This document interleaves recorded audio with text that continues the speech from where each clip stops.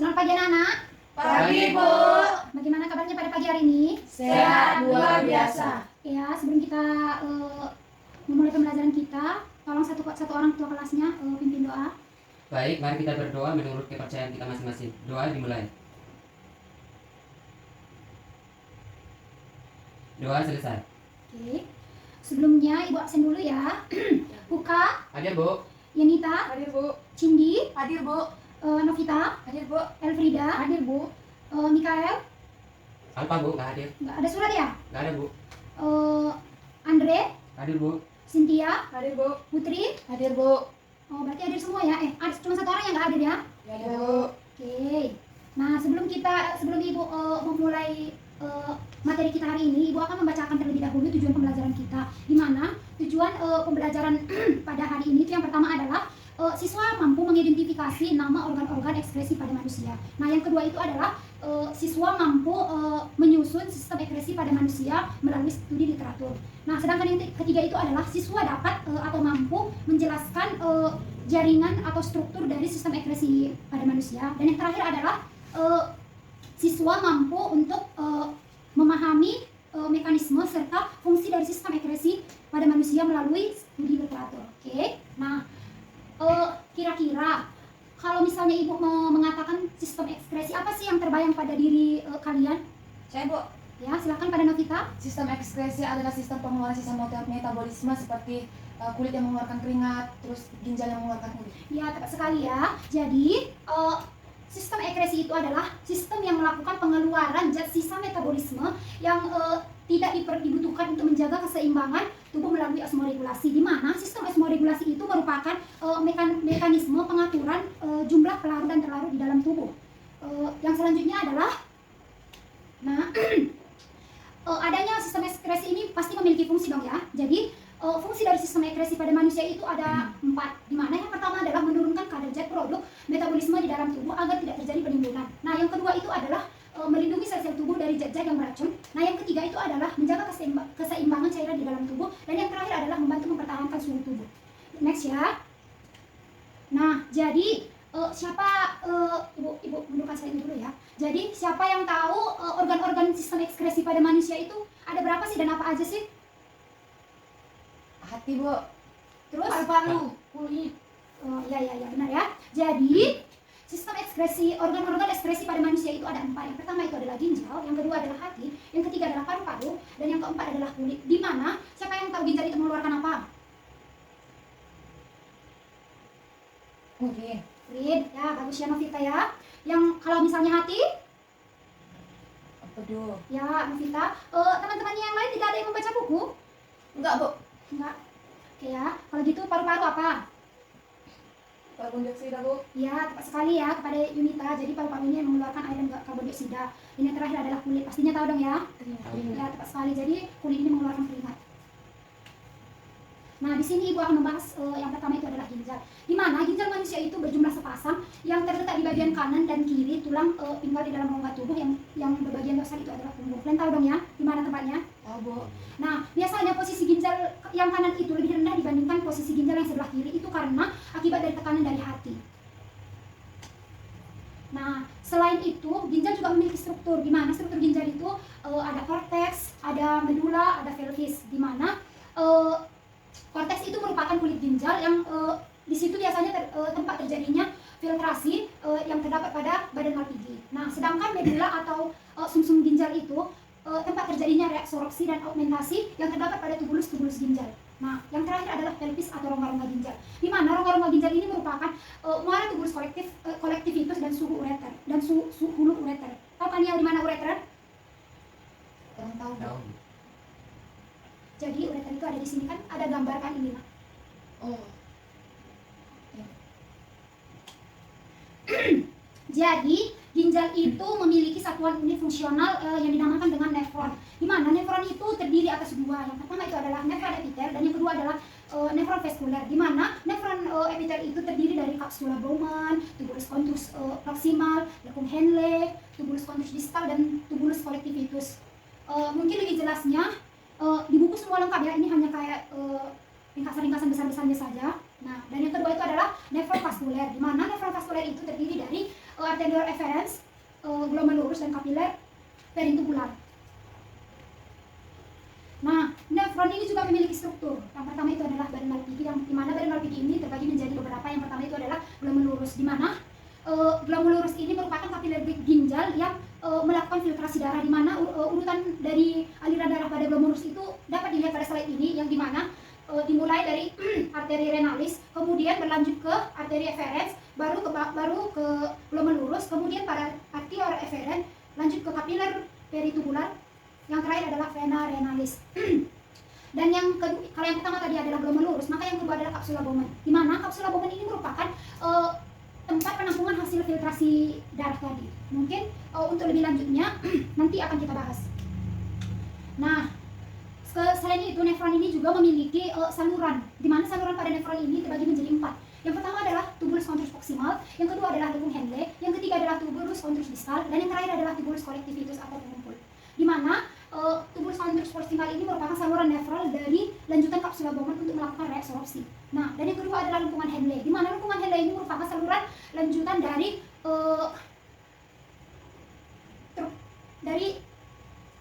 berbentuk lengkungan yang melakukan reabsorpsi. Bukan, salah.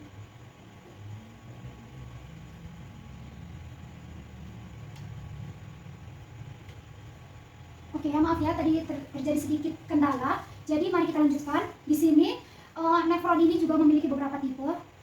Yang pertama itu adalah kortikal, di mana tipe kortikal ini merupakan nefron yang hanya berada di ujung medula dengan lengkung Henle yang pendek. Nah, sedangkan yang nefron juxtamedula itu nefron yang berlanjut sampai ke dalam medula dengan lengkung Henle yang panjang. Jadi bedanya yang ini pendek dan yang ini panjang. Nah, mekanisme pembentukan urin pada ginjal itu ada 3. Ada yang bisa menjelaskan mekanisme pembentukan urin? Ya, silakan kepada Cindy. Yang pertama filtrasi atau penyaringan, Ya, yang kedua reabsorpsi atau penyerapan kembali, ya. dan yang ketiga augmentasi atau penambahan. Ya, benar sekali ya Cindy ya. Jadi mekanisme pembentukan urin itu ada 3. Yang pertama itu adalah filtrasi, dan yang kedua adalah reabsorpsi, dan yang ketiga adalah augmentasi. Di mana pada proses filtrasi ini darah yang bertekanan tinggi akan masuk ke dalam glomerulus dan disaring dengan tidak meloloskan sel, di mana pada proses filtrasi ini akan menghasilkan urin primer. Nah, yang kedua itu adalah reabsorpsi, di mana pada proses reabsorpsi ini pada proses filtrasi tadi kan dihasilkan urin primer. Jadi pada proses reabsorpsi ini mungkin ada zat-zat yang masih meloloskan atau zat-zat yang penting meloloskan diri dari filtrasi tadi, maka pada proses reabsorpsi ini akan diserap kembali oleh kapiler peritubular. Nah, dan yang ketiga itu adalah proses augmentasi. Nah, pada proses augmentasi ini urin yang berada pada proses reabsorpsi ini, pada reabsorpsi ini tadi menghasilkan urin sekunder. Nah, jadi pada proses augmentasi ini urin yang berada di proses reabsorpsi ini yang urin sekunder tadi akan mengalami augmentasi atau penambahan, di mana penambahan ini seperti urobilin, hidrogen, NH4 serta urea. Fungsi dari penambahan itu sendiri untuk memberikan warna kepada urin serta memberikan rasa bau kepada urin. Nah, pada proses augmentasi ini akan dihasilkan urin tersier atau urin sesungguhnya. Nah, di sini ada juga loh beberapa faktor yang mempengaruhi pembentukan urin. Yang pertama itu adalah ADH, yang kedua adalah zat diuretik, dan yang ketiga adalah suhu, dan yang keempat adalah jumlah air atau cairan tubuh. Yang pertama itu adalah ADH, di mana ADH itu merupakan kelenjar hipofisis yang mengatur jumlah cairan dalam volume urin. Nah, sedangkan zat diuretik ini merupakan jika kita terlalu banyak mengkonsumsi teh, maka kita akan sedikit menghasilkan akan mengurangi volume urin. Itu yang akan menyebabkan urin kita menjadi sedikit terhambat ya. Yang ketiga adalah suhu, di mana jika suhu itu dingin, maka kemungkinan kita akan mengalami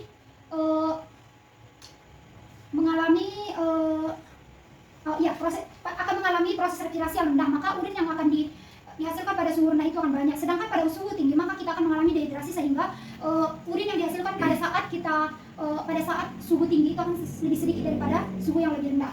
Nah, yang sedangkan jumlah air atau cairan tubuh. Nah, di sini dalam jumlah air tubuh itu jika kita minum banyak atau standar gitu, kita akan memiliki urin yang lebih banyak. Sedangkan jika kita jarang minum atau gimana, kita lupa minum gitu, maka urin yang kita hasilkan itu akan sedikit atau lebih keruh.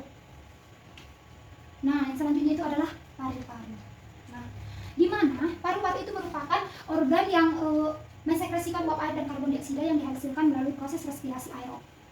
Di mana pertukaran karbon dioksida itu terjadi melalui mekanisme, ada beberapa mekanismenya. Yang pertama itu adalah respirasi pada mitokondria, di mana pada hasil respirasi itu akan menghasilkan zat sisa yang berupa CO2. Dan yang kedua adalah karbon dioksida yang berdifusi dari sel menuju kapiler vena lalu dibawa ke alveolus dengan 3 cara. Itu yang pertama itu adalah oleh plasma darah, yang kedua adalah oleh hemoglobin, dan yang ketiga adalah dengan pertukaran klorida. Dan yang terakhir itu adalah karbon dioksida akan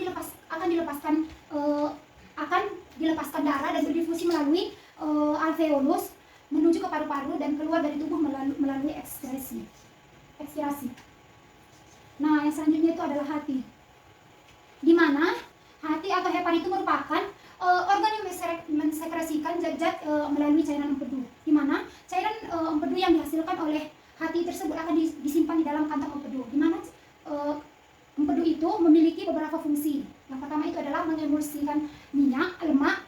Yang kedua itu adalah mengubah zat yang tidak dapat larut di dalam air akan menjadi larut di dalam air. Yang ketiga itu adalah mengaktifkan enzim lipase. Dan yang keempat itu adalah membantu absorpsi lemak di usus. Dan yang terakhir adalah membuang zat sisa-sisa itu seperti mewarnai feses dan mewarnai urin. Komposisi di dalam getah empedu itu ada beberapa. Yang pertama itu adalah air, yang kedua adalah garam mineral, yang ketiga adalah asam empedu, yang keempat adalah fosfolipid, kolesterol, dan pigmen empedu. Nah, di sini hati juga merupakan tempat proses pembentukan urea, di mana dibantu dengan asam amino uritin. Ini. Kemudian pada ini juga maka akan dihasilkan amonia, karbon dioksida, dan uritin membentuk citrulin. Nah, yang kedua adalah citrulin dan amonia itu akan membentuk arginin. Dan yang ketiga adalah arginin dengan bantuan enzim arginase akan diubah menjadi uritin dan urea. Yang selanjutnya itu adalah mekanisme perombakan eritrosit, di mana pada mekanisme perombakan eritrosit ini ada dua, serta yang kedua ini akan memiliki bagian-bagiannya lainnya. Yang pertama itu adalah eritrosit yang menjadi zat besi dan globin di bawah ke sumsum tulang. Nah, yang kedua itu adalah eritrosit yang menjadi hemin diubah menjadi pigmen empedu, di mana birubilin dibawa ke usus halus lalu dioksidasi menjadi urobilin dan mewarnai feses dan urin. Nah, biliverdin itu kemudian disalurkan ke kantung empedu dan menjadi pigmen empedu. Dan yang terakhir itu adalah kulit. Jadi kulit atau integumen itu merupakan organ yang mensekresikan zat-zat sisa itu melalui keringat. Nah, jadi komposisi keringat itu sendiri ada beberapa. Yang pertama itu adalah air, garam mineral atau terutama itu adalah NaCl ya. Kemudian urea, minyak, asam, dan sisa metabolisme sel. Nah, ada beberapa faktor-faktor yang mempengaruhi jumlah keringat kita. Yang pertama itu adalah jenis kelamin, yang kedua adalah aktivitas tubuh, yang ketiga adalah suhu tubuh dan lingkungan, yang keempat adalah makanan, dan kelima adalah kondisi kesehatan. Nah, kulit kita itu juga memiliki struktur ya, di mana struktur kulit kita itu terbagi menjadi beberapa. Yang pertama itu adalah dermis, di mana itu dermis itu adalah kulit, bagian terluar dari kulit. Nah, yang kedua itu adalah dermis atau korion, itu adalah kulit jangat. Yang ketiga adalah hipodermis atau lapisan subkutan. Yang keempat adalah pori-pori. Yang kelima adalah kapiler darah. Dan yang keenam adalah kelenjar keringat. Itu berupa pipa terpilih yang menghasilkan keringat. Nah, yang ketujuh itu adalah kelenjar keringat, di mana terletak dekat dengan rambut yang memberi minyak kepada rambut. Nah, yang kedelapan adalah rambut terakhir ya. Kulit kita juga memiliki beberapa fungsi ya, di mana kulit itu berfungsi sebagai alat ekskresi pada keringat. Yang kedua adalah mempertahankan tubuh dari lingkungan yang merugikan. Maksudnya itu mempertahankan tubuh kita dari luar itu, misalnya itu ada gangguan gitu, jadi kan kulit kita dulu yang kena, jadi dia tidak langsung menuju ke bagian dalam kita kan ya. Jadi yang ketiga itu adalah mengatur suhu dan pengeluaran air tubuh. Nah, yang keempat adalah tempat penyimpanan cadangan lemak. Yang kelima adalah alat indera peraba. di mana ada juga produksi keringat. Oleh kelenjar keringat itu ada di bawah peraturan hipotalamus dan enzim brankidin yang dirangsang oleh perubahan suhu darah. Mekanisme produksi keringat pada kenaikan suhu tubuh itu kan ada beberapa, itu ada 3 ya. Yang pertama itu adalah kenaikan suhu tubuh yang menyebabkan meningkatkan suhu darah. Yang kedua itu adalah tubuh menormalkan suhu tubuh dengan vasodilates atau pelebaran kapiler darah di sekitar kulit sebagai tempat pengeluaran panas. Dan yang ketiga itu adalah epidermis kulit yang panas yang kemudian didinginkan oleh keringat yang menyebabkan suhu tubuh itu menjadi normal kembali. Nah, ada juga mekanisme kalau misalnya tadi kenaikan, jadi sekarang itu mekanisme keringat pada penurunan suhu tubuh. Jadi itu ada 2, penurunan suhu tubuh menyebabkan turunnya suhu tubuh. Yang kedua itu adalah suhu menormalkan suhu tubuh dengan penyempitan kapiler darah di sekitar kulit kita agar menghambat perluasan gas. Nah, mungkin dari materi yang Ibu jelaskan tadi, ada mungkin untuk anak-anak kami yang ingin memberikan atau yang kurang paham atau yang gimana gitu, boleh memberikan pertanyaan atau apapun boleh. Saya Bu izin bertanya Bu. Ya. Bu, bagaimana jika organ dalam sistem ekskresi tidak berfungsi dengan baik? Misalnya ginjal tidak berfungsi dengan baik Bu. Oh baik ya. Jadi ada juga ya, banyak ya kasus yang kita ketemui ya, di mana salah satu dari sistem ekskresi pada di dalam tubuh dia tidak berfungsi, misalnya itu adalah ginjal. Nah, kita pasti sering dengar ya gagal ginjal ya. Jadi gagal ginjal itu yang menyebabkan urin tidak dapat keluar dengan baik atau mungkin sama sekali tidak akan keluar, tidak dapat terjadinya pembentukan urin. Nah, mungkin untuk lebih jelasnya minggu depan itu kita akan membahas apa saja penyakit-penyakit yang terdapat di dalam sistem ekskresi pada manusia. Masih adakah? Pas? Ada ya. Jadi, nah sekarang Ibu akan membagi kalian menjadi 2 kelompok. Oke, menjadi 2 kelompok. Ibu akan membagikan kalian LKPD ya, dan jawab ya pertanyaannya. Nah, tolong jawab pertanyaan yang itu. Setelah itu nanti kalian presentasikan, salah satu dari anggota kelompok mempresentasikan hasil diskusinya ke depan ya. Ibu berikan waktu selama 10 menit. Yang pertanyaan aku kasih tahu aja.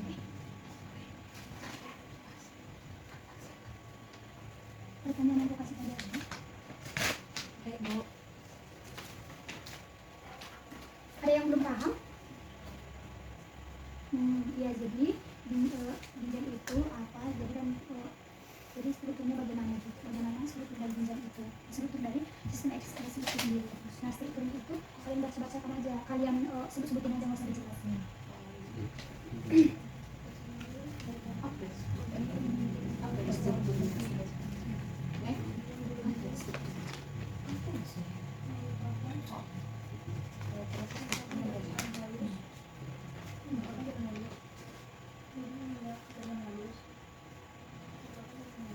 Sebut-sebutin aja, nggak usah dijelasin.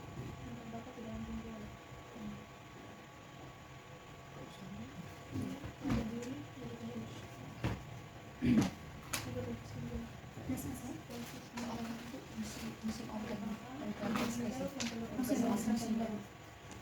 Sebenarnya itu kan 2 terima. Nah, jadi kalau ini strukturnya itu juga dibikin, tapi pendek aja. Pendek aja kalau buat. Iya, soalnya sama nanti itu, sama nanti jawaban kalian. Bukan kayak media satu bangsa, bukan kayak media satu. Tulisannya dulu strukturnya apa pendek aja. Strukturnya.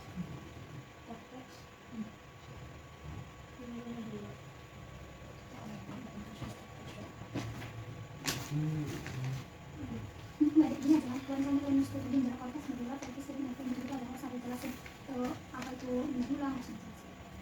Jadi kalian juga menjawab pertanyaan yang aku bilang tadi, fungsi dari organ-organ ekskresi dan fungsinya sama sebenarnya jalan kalian nantian. Tapi istilahnya itu barang ganti, istilahnya ganti. Tapi jawabannya sama aja sih. Jadi intinya terdiri dari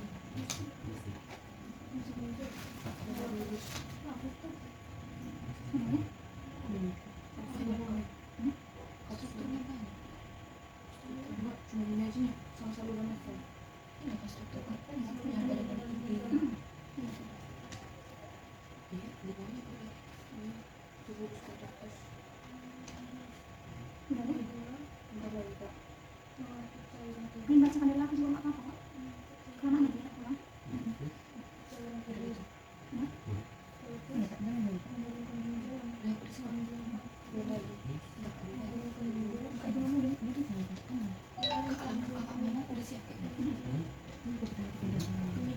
Pada anak kami apakah sudah selesai? Sudah, Bu. Sudah. Sudah, Bu. Kelompok yang lain udah? Bentar lagi, Bu. Ntar lagi ya. Kita tunggu teman-temannya ya. Ya, Bu. Ya, Bu.